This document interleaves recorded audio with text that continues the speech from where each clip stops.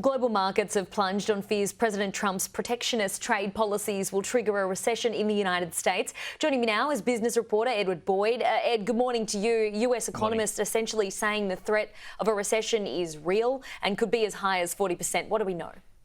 Well, JP Morgan Chase economists put out a note this morning saying they believe a recession chance is 40%. Some of the other big banks in America put it at 15%. There's a couple that think there's a 30% chance for a recession in this calendar year.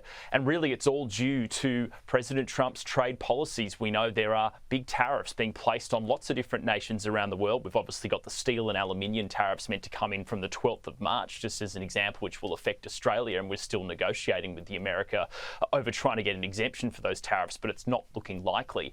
But at the end of the day is these tariffs result in higher costs for American businesses. Let's have a look at the stock market reaction overnight in America, and there was some really sharp selling. You can see the S&P 500 down almost 3%, Dow Jones down 2%, and the NASDAQ, that's the technology index with all the big tech stocks you think of like Google, down 4%. Go to the next page, we can see some of the other big markets around the world. You've got the FTSE 100 in England down almost 1% last night. Euro stocks 50, the top 50 stocks across Europe down almost 1.6. And then the DAX, that's Germany's stock market, sold off pretty sharply as well. So there's been a big fall just in the last 12 hours of trading, and it looks like our market is going to be opening lower as well. Holly, we'll have the slide to show you in just a second.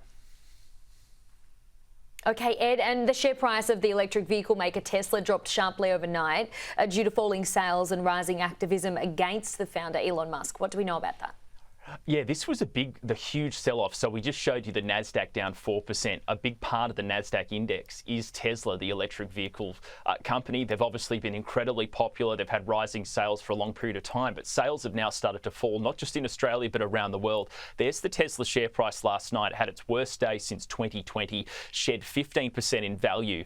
Basically, America's markets are now back to where they were before Donald Trump became president. There was a huge rise in markets in America and in Australia this year on optimism around Trump and his presidency being pro-business, but now we've had a huge sell-offs. Tesla's been a big loser as well, really due to the personality of Elon Musk is playing a role in falling sales, but also its rising competition from other cheaper electric vehicle competitors coming out of China has caused people to buy less Teslas. Just in Australia in February, Tesla sales were down 72% when compared to the same month last year.